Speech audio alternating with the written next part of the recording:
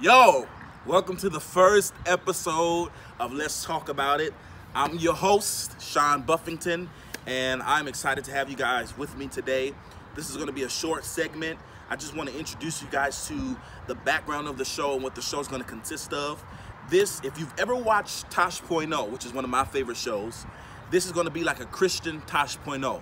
It's going to be humor, it's going to be joy, it's going to be love, it's going to be conversation, and a ministry, of course. But you'll be able to come to this platform and hear different stories that are happening around our church, happening around our world, and I'll be excited to share those stories with you with humor, of course, but it's going to be clean humor, okay? So just follow me.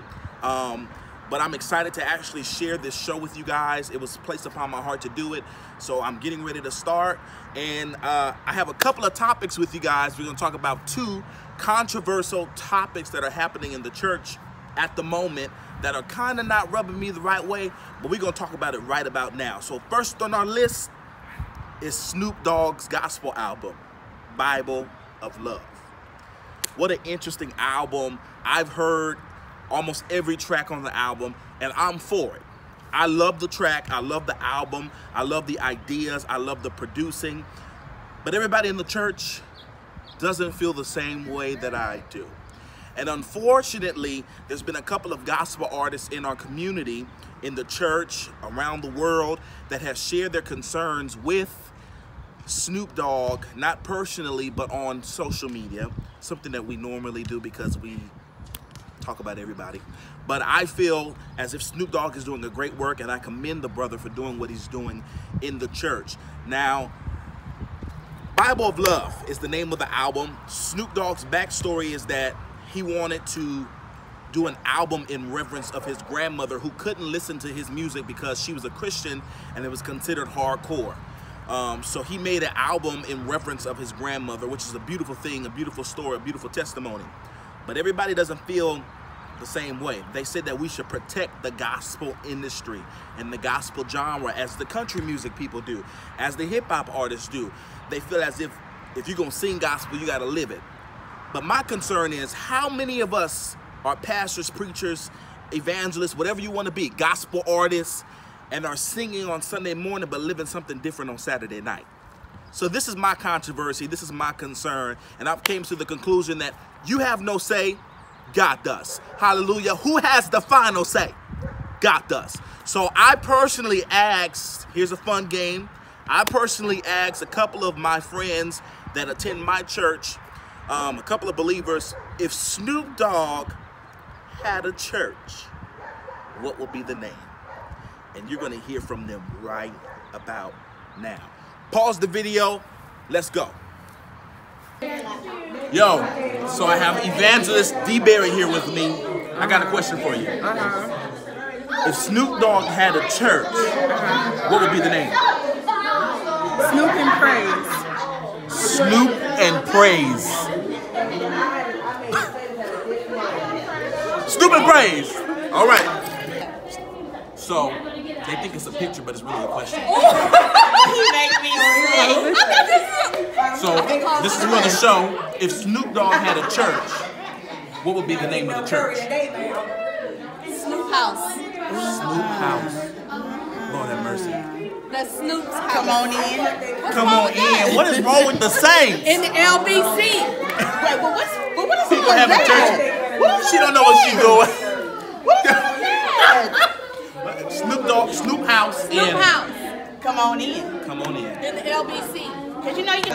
For the camera, if Snoop Dogg had a church, what would be the name of the church? I don't know. Grandma, you know who Snoop Dogg is? Yeah, I know who Snoop Dogg is. Yeah, I know him. Yeah. He wouldn't have no church though. He don't need no church. He don't need no church. No. All right. So you heard it.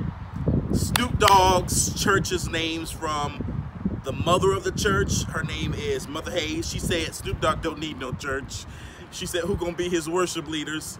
We're gonna get Tasha Cobbs, Kira Sheard, you know, the people that really are out of the box to lead worship at Snoop Dogg's church. But I hope that you enjoyed the game.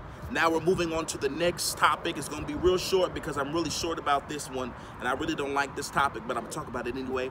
There was a situation at the Potter's house, Fort Worth, where a young lady was sat on by Big Brandon. His name is Big Brandon. I call him Big Brandon. Big Brandon decided to sit on this young lady because here's the story. I can't stop laughing at this story, but here's the story. Now, there's somebody in the church that serves in ministry, and this young lady, specific young lady, does the welcome ministry.